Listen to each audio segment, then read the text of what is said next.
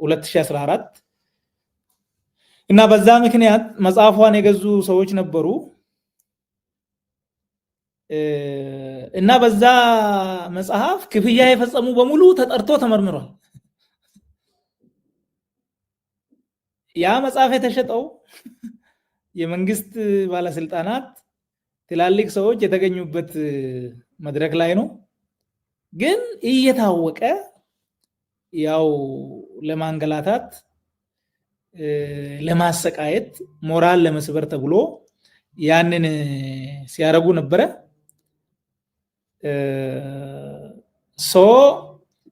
በዛ ምክንያት ነው ምርመራ ብሎ የፋይናንሻል ደህንነቱ ለአቃቤ ሕግ ጽፎ አቃቤ ሕግ ደግሞ በዛ ደረጃ ጠይቆ አካውንት በፍርድ ቤት የተዘጋ አለ። በፍርድ ቤት የተዘጋ የኔ ብቻ ነው ባይዘው የኔ አካውንት በፍርድ ቤት ተዘግቷል። ሌሎቹን ግን ከህግ ውጭ ከ3 ቀን በላይ መዝጋት የማይችል ፋይናንሻል ደህንነት ለ8 ወር ፍርድ ቤት ነው ባንኮቹን አዞ በትዕዛዝ አዘግቷል።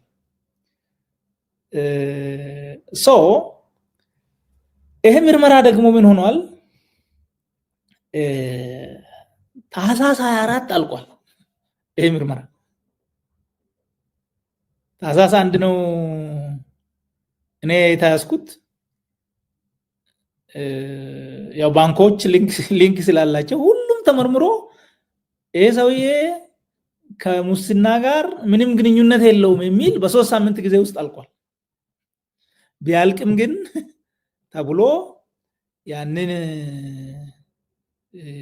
የባንክ ሂሳቦች እንደዘጉ 8 ወር ቆዩ ማለት ነው። ምንድነው ዋናው ዓላማ ግን አንድ ሰው ይሄን መንግስት ሲቃወም ሪስክ የሚወስደው ለራሱ ብቻ ሳይሆን በዙሪያ ያሉ 50 60 70 ሰዎች ጭምር ነው። የሚቃወምን ሰው በእኛ መንገድ የሚቆም ሰው እሱም ብቻ ሳይሆን ዘመድ አዝማዱ ራሱ ለኛ ብለተው ብሎ በዛ ደረጃ ሆም ብሎ አስቦ ለማስፈራራት እና ሰው ኦኬ እኔ ብለህ ልትወስን ትችላለህ ለራሴ የሚደርስብኝ ብለህ ግን አጎት አክስት ያንዳንዱ ዙሪያ ያለው ሁሉ በአንተ ምክንያት ለጉዳት የሚጋለጥ ከሆነ ውሳኔ የግል አይሆንም ማለት ነው። ያኔ ማህበረሰባዊ ይሆናል። በዚህ ደረጃ አስበው ይመስለኛል። ወይም ደግሞ ምናልባት በጣም ቅሬታ ያላቸው በርካታ ባለስልጣናት አሉ። ምንም ቅር ብላችሁ ዝም ብላችሁ ትቀጥላላችሁ፣ ፍንክች ብትሉ ይሄው የሱን ጉዳይ ተመልከቱ ምን እንዳደረግ ነው የሚል ለማሳያም ሊሆን ይችላል። እና በዚህ ምክንያት ይመስለኛል ይሄ የኔ ነው። ወደ ታች ስትወርድ ግን እኔ ፐርሰናሊ እኔ አጠገብ የሸኔ ቤተሰብ ይሰሩ ተብሎ ትዕዛዝ ሲተላለፍ ነበር። ልክ አይደለም ብዬም ተከራከርኩ። ፍቃዱ ተሰማ ነው ያስተላልፈው ለዞኖች ለከተሞች ወደታች የሸኔ ቤተሰብ ይታሰር የሚል ነበር እኔ ያለው ማለት ነው። በጣም አንድ ጊዜ ሰንቀሌ ላይ እቲ አምቦ ያለው ፖሊስ ማሰልጠኛ በጣም ብዙ ሰው ታስሯል።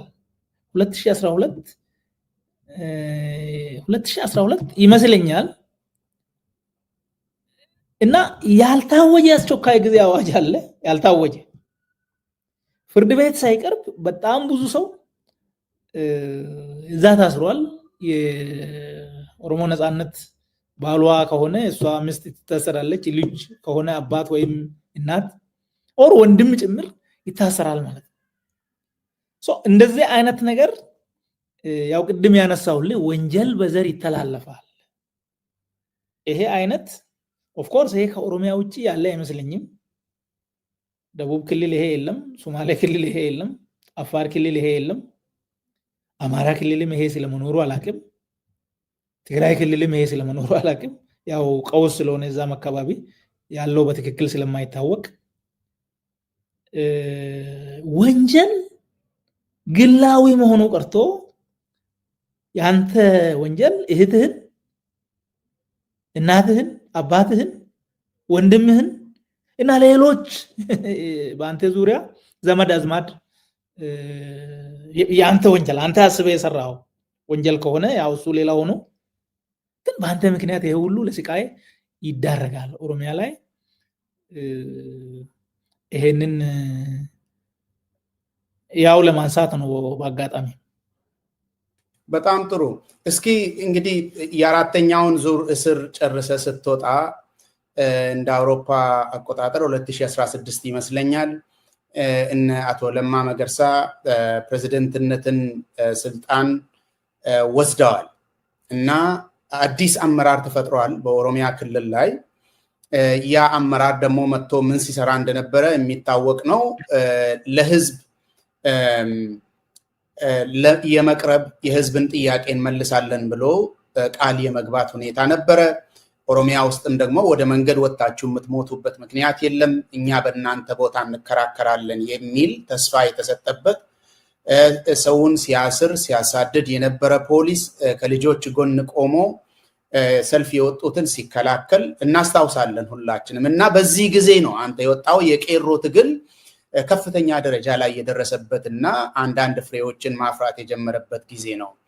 አንተ ስትወጣ ይሄንን ነገር እንዴት ነው ያየኸው? ያንተን ስሜት ታስታውሳለህ? ያ ኦፍ ኮርስ እኔ ሲወጣ ግንቦት 15 2008 ነው የተፈታሁት። የቄሮ ትግል እስር ቤትም ሆኜ መረጃው ነበረኝ። ያው ሰው ይመጣል፣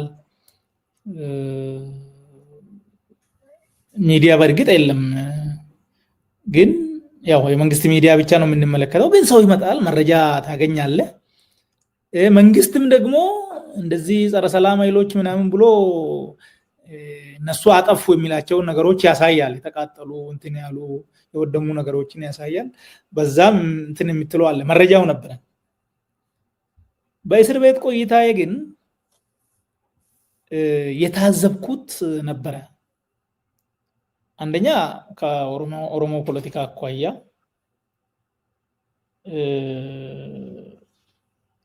ክላሪቲ የሚጎላቸው አመራሮች ነበሩ። ያው ብዙ ዝርዝር አያስፈልግም። ክላሪቲ ይጎላል፣ ኮሚትመንት ይጎላል። እሱ ችግር አለ። ከኢትዮጵያ ፖለቲካ አኳያ ያው አብረን የነበረ የኦብነግ ሰዎች ነበሩ፣ የግንቦት ሰባት ሰዎች ነበሩ፣ እነ ተፈራ ማሞ ጋር ነበርን፣ እነ አቶ በቀለ ገርባ ጋርም ነበርን። አንድ ቤትም ታስረናል ባይዞ እና የሚጎል ነገር አለ። የፍልስፍና ክላሪቲ፣ የግብ ክላሪቲ፣ ለዛ የሚያስፈልገው ዲሲፕሊን፣ ብዙ ነገሮች አሉ። ያው እዛ የነበሩ ሰዎችን እያልኩ አይደለም፣ ግን በአጠቃላይ ሲታይ እንደሱ አይነት ነገር ነበር እና ከእስር ቤት ሲወጣ በአንድ በኩል ወጣቱ ለመብቱ ለነፃነቱ በዛ ደረጃ ቆርጦ መነሳቱ በጣም ደስታ ይሰጣል፣ ሞራልም ይሰጣል። ያው መታገሌ መታሰሬ ዋጋ መክፈሌ ልክ ነው፣ ፍሬ እያፈራ ነው ትላለህ። ያ ለውጡ የሚፈለገው ነገር ወደ ፍትህ፣ ወደ ዲሞክራሲ፣ ወደ ነፃነት መሄዳችን አይቀሬ ነው። አንተ ብትሞትም ምንም ቢሆን ቀጥሎ የሚቀበል ትውልድ አለ ብለህ በዛ ደረጃ ኩራትም ይሰማሃል። በሌላ በኩል ግን ያ እንቅስቃሴ መሬት ላይ ምን መዋቅር አለው? ያ ወጣት በማህበራዊ ሚዲያ እና እንደው በሌሎች ሚዲያዎች በመደበኛም ቢሆን በዛ ደረጃ የሚቀሰቀስ ነው። ያልተደራጀ ትግል ደግሞ አየህ በደርግ ጊዜም ተማሪዎች ተንቀሳቅሷል ኃይለሥላሴን ለመገልበጥ። ኦፍ ኮርስ የኃይለሥላሴን የስልጣን ምሰሶ ሌጂቲመሲውን የገነደሱት ተማሪዎቹ ናቸው። ነገር ግን የተደራጁ ስላልነበሩ እና ወደፊትም እንዴት እንሄዳለን ያለውን ስርዓት ግፈኝነቱን ምናምን ከመቃወም የዘለለ ወዴት ነው የምንሄደው እንዴት ነው የምንሄደው የሚለው ነገር የተደራጀ አመራር የተደራጀ ማዋቅር ስላልነበራቸው ትግሉ በወታደር ተነጠቀ። ያ ስጋት ነበረ በሌላ በኩል ማለት ነው። እንደወጣው ጓደኞች ነበሩ፣ ሚልኬሳም ነበሩ፣ ሌሎችም ነበሩ። ያው ለስም አስፈላጊ ላይሆን ይችላል እና ይሄ ትግል ከግብ መድረስ ካለበት ኦህዴድን ከህወሓት ነጥለን ከዚህ ትግል ጋር እንዲሰለፍ ማድረግ አለብን።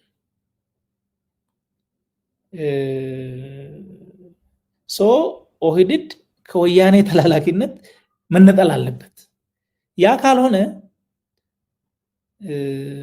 ወይ ሌላ ኃይል መጥቶ ይወስዳል ወይ ይሄ ትግል ሄዶ በጊዜ ሂደት ተዳክሞ እዛው ሊቀር ይችላል መዋቅር ካለው ኃይል ጋር ካልተቀናጀ የሚል ሐሳብ አነሳው። ለብዙዎች ኦድ ሆኖ ነበረ ያ ጉዳይ። ግን ዞሮ ዞሮ የነበረው ስሜት በወቅቱ አሁን ያልኩ ነበረ ማለት ነው። በጣም ጥሩ። እስኪ ትንሽ ገፋ እናድርገው። ከወጣ ህዝብ በኋላ አንተ ተሳተፍክ በትግሉ ውስጥ? በትክክል ተሳትፌያለሁ። እኔ አቋሜን ያው መጀመሪያ ወደ ትግል ሲወጣ ለትጥቅ ትግል ነው የወጣሁት። እስር ቤት ላይ ሆኜ ብዙ መጽሐፍቶችን አንብቤ ስለ ጋንዲ፣ ስለ ማንዴላ፣ ስለ ሌሎች ስለ ማርቲን ሉተር ብዙ አንብቤ አቋሜን በሰላማዊ ትግል ላይ አደረኩ። ከኮስት አኳያም ከሞራል አኳያም አዋጭ ነው ብዬ ያመንኩት እሱን ነበረ። ይሄንን የወጣቶች ትግል ተቀላቀልኩ። የተቀላቀልኩት ያው እኔ ሐሳብ በመስጠት ነው። ፌስቡክ ከፈትኩ። በዛ ፌስቡክ የማውቀውን እውነት እየገለጽኩ በጣም ብዙ አስተያየቶችን ሰጥቻለሁ። ትግሉ መሄድ ያለበት በዚህ አይደለም በዚህ ነው በሚል አንዳንድ ጉዳዮችንም አንዳንድ አካሄዶችንም የተቃወምንበት ጊዜ ነበረ። በተለይ የኛ ትኩረት የነበረው የኛ ቲም ወጣቱ በሰላም መታገሉን አቅሙን ማደራጀት እንዳለበት የበለጠ ፍጹም ሰላማዊ እንዲሆን ያው ሁላችሁም እናንተም ውጪም የነበራችሁ ያንን ነው ስትሉ የነበረው፣ እኛም ያንን ስንል ነበረ። እኛ በተጨማሪ ምን አድርገናል? በኋላ እናንተም ወደዛ መጣችኋል። ኦህዴድ ሆይ ተነስ የሚል ነበር። አንተ 4 ሚሊዮን አባል ይዘህ 40 ሚሊዮን ህዝብ ወክለህ በሰንተር መሃል ሀገር ላይ ሆነ ይሄ ሁሉ ህዝብ ካንተ ጋር ሆኖ በዚህ ደረጃ እንግዲህ ይሄ አብዮታዊ ዲሞክራሲያዊ ማዕከላዊነቱን ይሄንን እምቢ በሉ፣ ይሄ ጥርነፋ ነው የሚል በዚህ ደረጃ ብዙ ቅስቀሳ አድርገናል። ያው በኋላ እነ ለማም ነሐሴ ወደ መጨረሻ አካባቢ እነ ሙክታርን አሸንፈው ወደ ፊት ለፊት መጥተው ያንን ቅድም አንተ ስታነሳ የነበረውን ጌታችን ህዝባችን ነው ሌላ ጌታ የለንም የሚል ቁርጥ ያለ አቋም ያዘ ለማ። ያው እሱ ያንን አቋም ሲይዝ ከታች ያለውም ኦፍኮርስ አንዳንድ ችግሮች ነበሩ፣ ግን በአጠቃላይ ሁሉም ብሶት ስለነበረበት ያንን አቋም ይዞ ወደታች ወረደ። በተለይ ለፖሊስ፣ በተለይ ለሚሊሻ እናንተ የህዝብ ስጋቶች ሳትሆኑ የህዝብ የደህንነት የሰላም ዋስትናዎች ናቸው። ስለዚህ ከህዝብ ጋር ቁሙ፣ ወንጀልን ተከላከሉ። ከዛ ባሻገር ግን ህዝብ ላይ የሚደርሰው በደል ካለ ከህዝብ ጋር ሆናችሁ መከላከል አለባችሁ እንጂ በደል ከሚፈጽሙ አካል ጋር መወገን የለባቸውም የሚል ግልጽ መመሪያ ሰጠ። ያ መመሪያ እንዳለ ወርዶ ቀበሌ ድረስ ነው የተተገበረው ነው። ከዛ በኋላ እኛ እንዳልነው የቄሮ ትግል ከኦህዴድ መዋቅር ጋር ከፖሊስ ከኦሮሚያ ፖሊስ ጋር ያ ሁላችሁም የህዝብ ጋሻና መከታ ተብሎ በዛ ደረጃ ስም ይወጣለት ነበረ። ከዛ በኋላ ነው እንግዲህ ሁሉም ካድሬውም ህዝቡም ወጣቱም የጸጥታ ኃይሉም ሁሉም አንድ ሆኖ ሲቆም